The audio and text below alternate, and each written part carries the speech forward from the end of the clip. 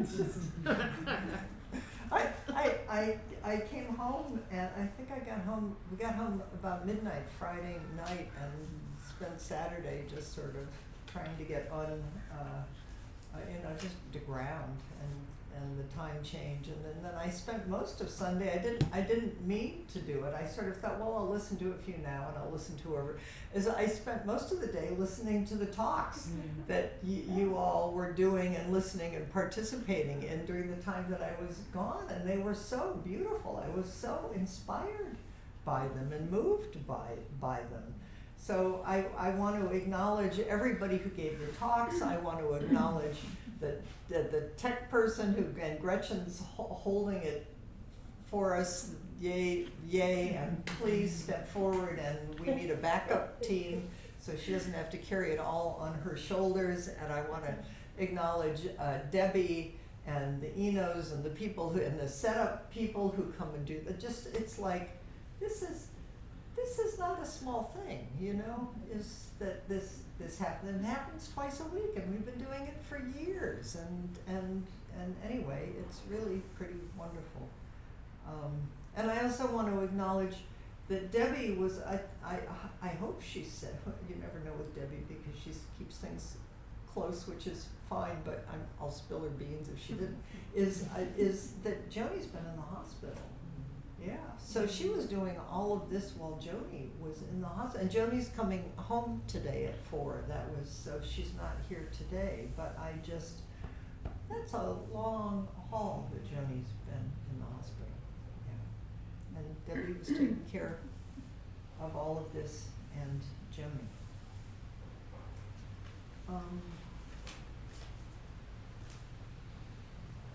One of the things I thought when I was listening to all of your talks and feeling the energy of the Sangha is, because I was away I'll say something. I wasn't going to say anything about it, but I will because it's probably a good teaching story. How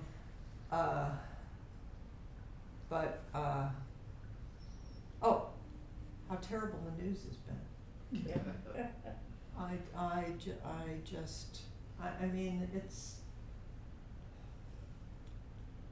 I just want to acknowledge it, and acknowledge the times we're in, and acknowledge that it's probably not going to, quote, get better for a while, whatever that means.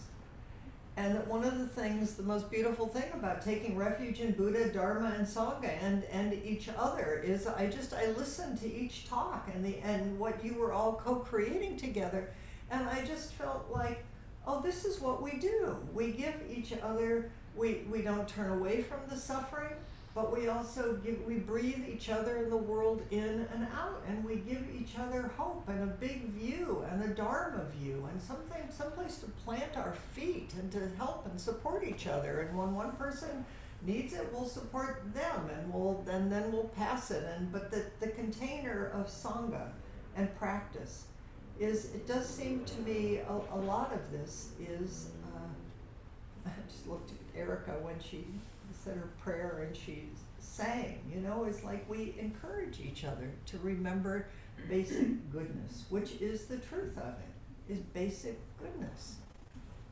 But it's easy to forget, and it feels to me as important as it ever has, of how do we respond to a suffering world, samsara, where we see in divisions, we see one thing set up against the other thing, and it's so easy, and it's so easy to think it's somebody else over there and some other belief system, and it's not like we don't want to act or do something or to hold that question. That's a bodhisattva vow. That's what bodhisattvas do. But where we do it from and how we do it, that's how we create and co-create the world that we all want together. So we'll just keep helping each other. Remember what's most true.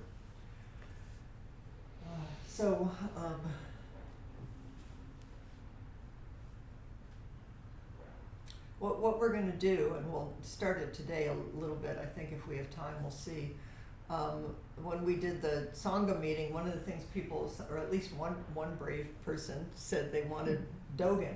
I thought, Dogen isn't usually something you would do in the summer months in the Sangha, but I thought, I think we can do Dogen, and we can splash and play in it. I hope that we can make Dogen, I hope we can enter, we're gonna do the Genjo Koan.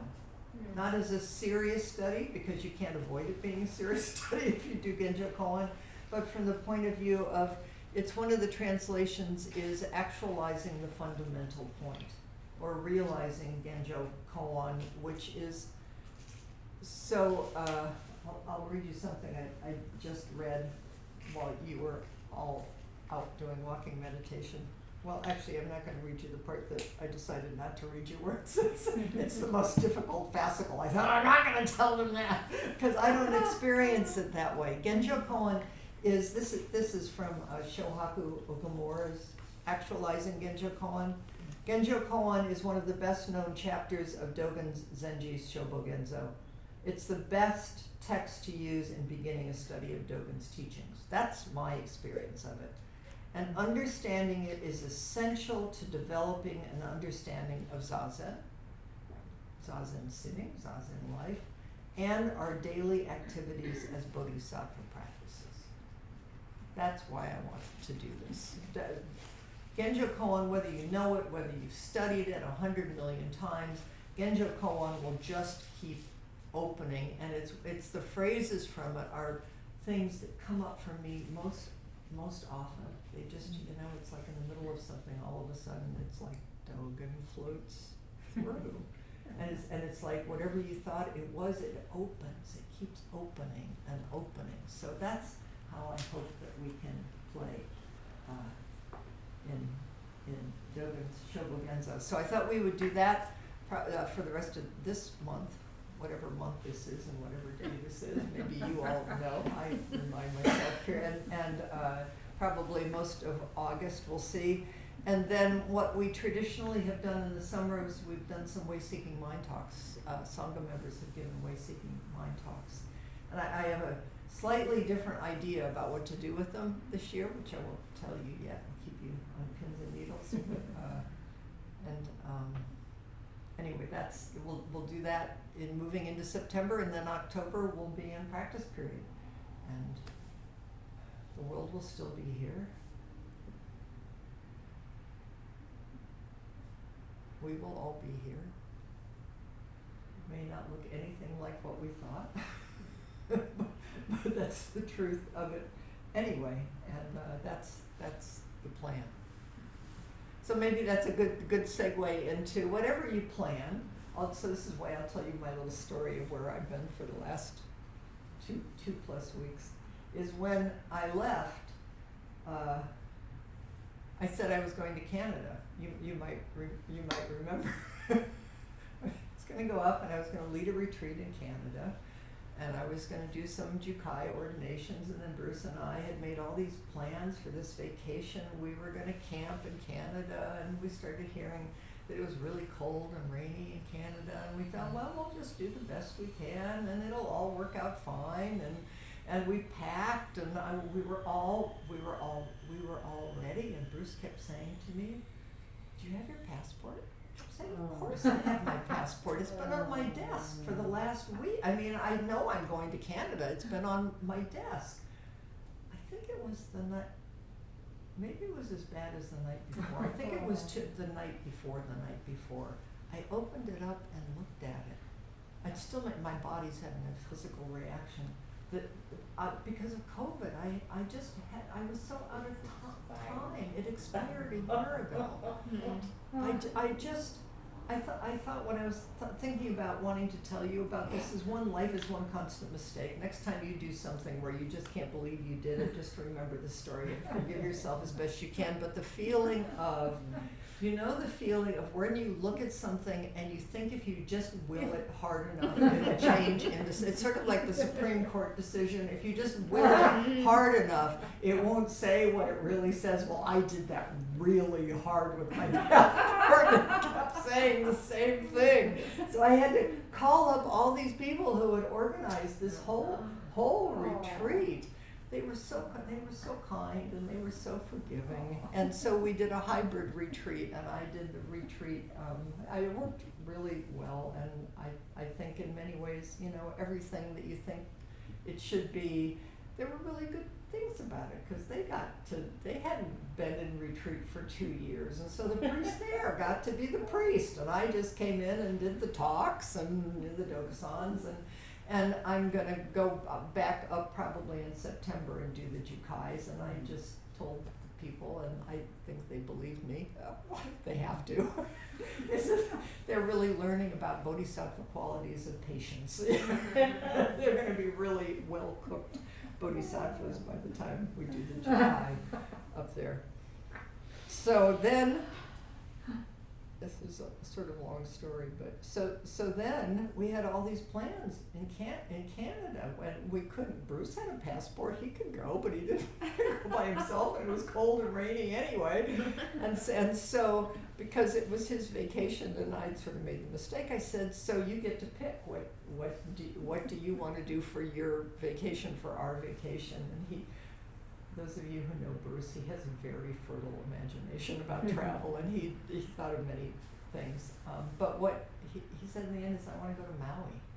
Oh. Which is the wonderful part of, I mean, there were many wonderful parts about it, but one is his sister didn't live in Maui, but lived on the Big Island and died 10 years ago to the week that we went. So it's one of those kind of conscious, unconscious things that we got to go be with Tony, and those visceral memories of the warmth and the breeze, and so that's where that's where I was, and I'll just tell you, we landed and so we had to organize this whole trip like in 3 days, 2 days. We found a little tiny condo that we landed in on the west side, which is very touristy. It was good to experience that. It was right on the ocean, very inexpensive because it was so late. They were giving them away. That was pretty wonderful. But then we rented online a camper van, which turned out to be a very big camper van, and the drive to the east side of the island, a very narrow roads. And I looked at it, and I looked at Bruce, and I looked at him. But Bruce used to drive. He used to drive the town trip truck for Tassajara, and he used to drive a school bus. And he got in the van, and it was wonderful. It was like he just got in the van and he turned into like this van driver. And we just went down these roads, and everything worked out fine. And we found sort of by magic, because we didn't want to drive on the road in this big van, and Bruce always wants to go a million places, we really decided to spend 11 days. We found these wonderful local people who rented us a space in a field, their pasture, completely looking over the ocean. That was a 5-minute walk down to get into the ocean. So I just spent 11, I was so happy in a little kid. It's like, I think of you so much, Julie, in your little house. It's like, I was so happy in a little camper van in a field. So that's my story. And I know you all have stories. And I want to tell you some other stories that are, and then I think maybe we'll have, so I do want to have some sense of you and where you've been. And I felt you on the recordings, which is one, I had never looked at I never look at recordings of myself. It's like, oh my God, but I was so happy to look at recordings of all of you. It's like, if you haven't looked at those recordings, they're really cool. It makes you feel like you're right there. But since I got back, or while I was back on the plane ride, and I've just been seeing what kind of stories move me as we move into actualizing the fundamental point. What are we doing as bodhisattvas? What is this crazy world all about? So the first one I'll acknowledge, which I think you've all seen probably, and if you haven't seen the NASA pictures that came, they're just, here's a description. We're going to put it in the newsletter. I sent it to Ellen, but we are still much smaller than an atom in a speck of sand in the universe. Webb's first deep field is the first full-color image released from the next generation James Webb Space Telescope, and it's the sharpest infrared image of the distant universe ever produced, according to NASA. If you held a grain of sand on the tip of your finger at arm's length, that is the part of the universe that you're seeing. Just one little speck of the universe. It's there's shimmering galaxies and composite patches of sky. Oh, that's already here. Nebulae and gas, and it's just again, we are so self-centered. I mean, our own little worlds, and then our own little country, and then our own little planet, which we aren't doing a very good care of, taking care of anyway, and then you zoom it out and you zoom it. It's just miraculous. Which is also, you could just as easily, maybe tomorrow they'll have pictures of somebody taking pictures of the galaxies inside our cells, you know? That's another really important story to remember, but please, look at the pictures, and it will be one of them in the newsletter. Okay, that's one story. Here's another one. Fires are sweeping through nearby Yosemite National Park, including, pay attention to your body, what happens when I tell these different stories. I mean, really, make it a body practice. Including in Mariposa Grove, home of hundreds of sequoias, some very old ones. Climate change has turned up the flame by increasing the frequency of exceptionally hot and dry weather. This is from the New York Times climate reports. The fires of the last 2 years alone left what the Associated Press described as, quote, a staggering death toll among these giants. Nearly 20% of the largest sequoias, those with a diameter of more than 4 feet, are estimated to have been lost. The National Park Service says fires have burned a much greater area of sequoia groves in the last few years than in the last century.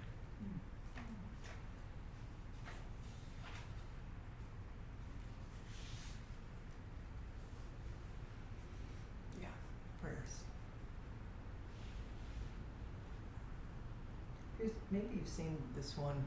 It's been around. I looked at the date. It says July 9th, and I obviously can't read dates, given my passport story.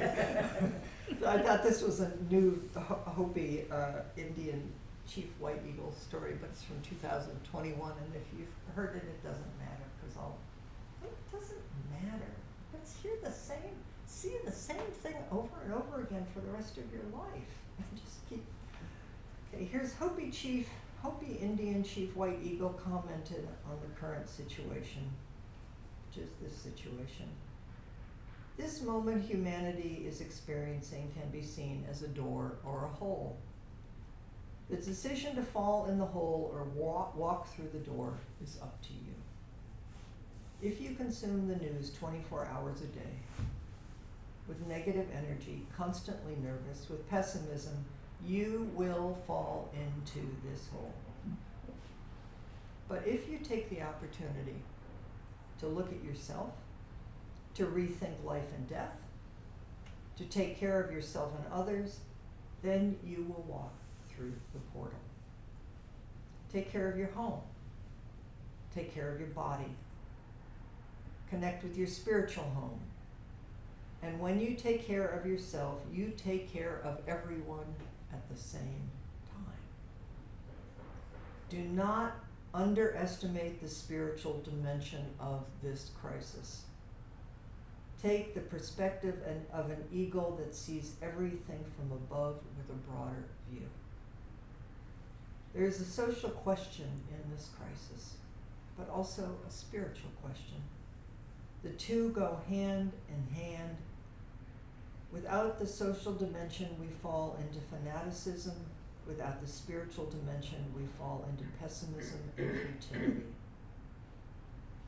Are you ready to face this crisis? Grab your toolbox and use all the tools at your disposal. Learn resistance from the example of Indian and African people.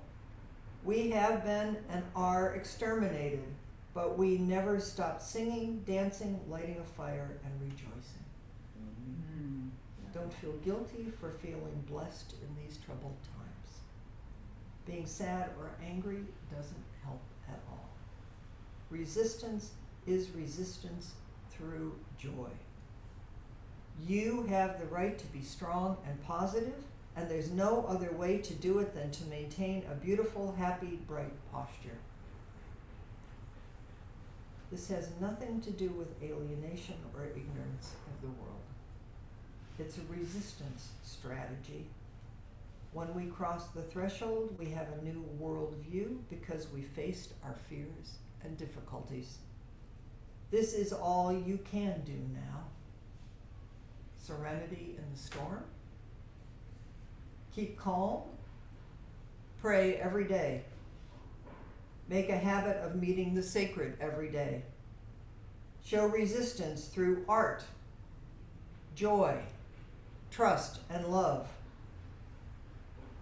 Hopi Indian Chief White Eagle, July 9th, 2021. July 12th, 2022. July whatever, 2023. Forever. Forever. One of the things I read while I was away was Louise Erdlich, if I'm saying her name right, her new book, The Night Watchman, Oh, it's very good. which is a really beautiful novel about, her heritage is Native American, and it's about exactly what this says. It's about resistance in the sense of family and love and care and doing what's in front of you, and I think I hope that's what we've been doing in our Earth Dharma work, is pay attention to what's in front of you and take care of it. So here's one more. I don't know if you know or have read Tetsunma Tenzin Palma. She's a woman Tibetan Lama. She's a pretty remarkable person, what I highly recommend. And she posted this recently. She says, she's British. I mean, she's Western. I think her heritage is British. I remember one high Tibetan monk who spent 20 or 30 years in the Chinese concentration camps for no fault of his, but having been the dignitary of the Tibetan monastic system. This is what brought me to Buddhism early on. So I would remember when all of this was happening and think, these are real human beings who are living this teaching. I don't know how they're doing it. I can't imagine it. I still don't know how they do it or imagine it. I have a little bit more of a taste. But this Bodhisattva practice thing, this is not an idea. That's what we're going to practice with Genjo Koan. All right. I remember one high Tibetan monk who spent 20 or 30 years in the Chinese concentration camps for no fault of his, but having been a dignitary of the Tibetan monastic system. He said that he had gratitude to his interrogators for leading him to practice concrete compassion while in his monastery. This was just a theoretical matter of debate in the courtyard, since monks there were at least normally nice. But when he was telling that, telling that this was concrete compassion. The world was asking him to live it. I remember that his eyes were sparkling and he had a big smile. So this ability to be grateful to everyone goes beyond just sitting on a cushion. It is taking everything which is happening to us as a path of practice. This will help us stop resenting people or situations. In Vajrayana, in Mahayana, we see each other as Manjushri or Tara, and we really are. So how would they deal with the situation we are facing now?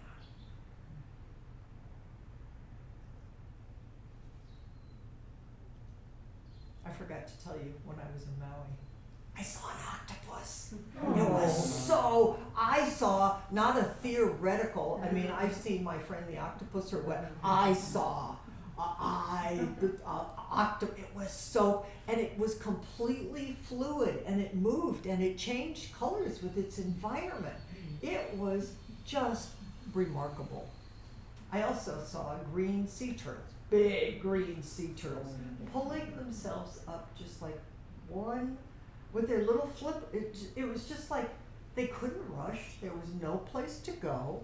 They would just like pull themselves up on the beach out of the water, and then they just lay there. But there were simultaneously other ones who were pulling themselves really patiently and slowly back into the water. And I tried to watch them when they got in the water to see if I could track them, and within a few feet they completely disappeared and became part of the ocean. And then one last story is there's a Japanese Asian Buddhism